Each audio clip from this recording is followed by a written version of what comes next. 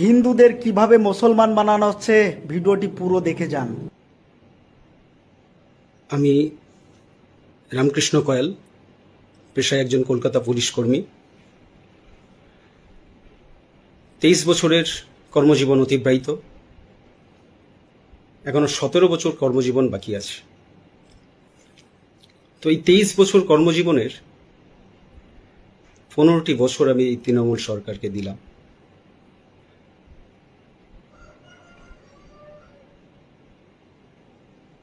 এই 15 বছরে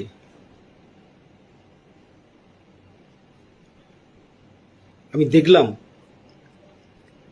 কিভাবে ডিপার্টমেন্টের ইসলামীকরণ হচ্ছে।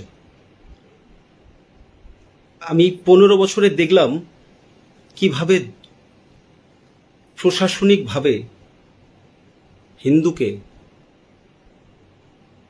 বাঙালিকে মুসলিম হওয়ার জন্য উৎসাহিত করা হচ্ছে।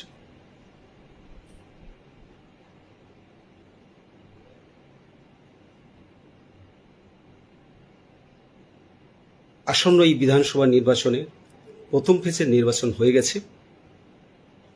সেকেন্ড ফেজের নির্বাচনে এই দক্ষিণবঙ্গের সমস্ত বাঙালির কাছে আমার আবেদন, আপনাদের ভাষায় তথাকথিত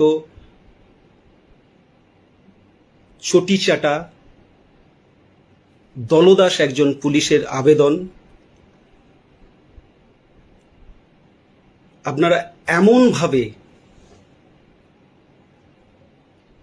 ভোট করুন, ভোট দিন, যাতে সরকারের পরিবর্তন হয়।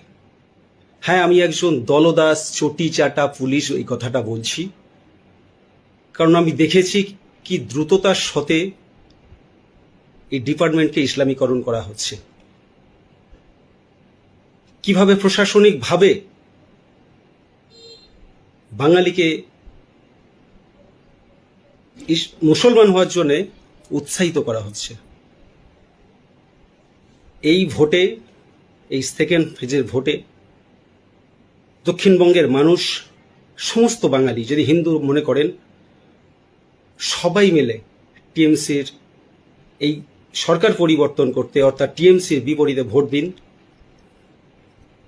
টিএমসি জিতে যাওয়ার অর্থ হচ্ছে মুসলমানের জিতে যাওয়া, হ্যাঁ, জেহাদি শক্তির জিতে যাওয়া। আর মুসলমান জিতে যাওয়ার অর্থ হচ্ছে আমাদের মঠ মন্দির ধ্বংস হওয়া, আমাদের দেবদেবীর মূর্তি ধ্বংস হওয়া। নমস্কার, সবাই ভালো থাকবেন। জানি আমার উপরে অনেক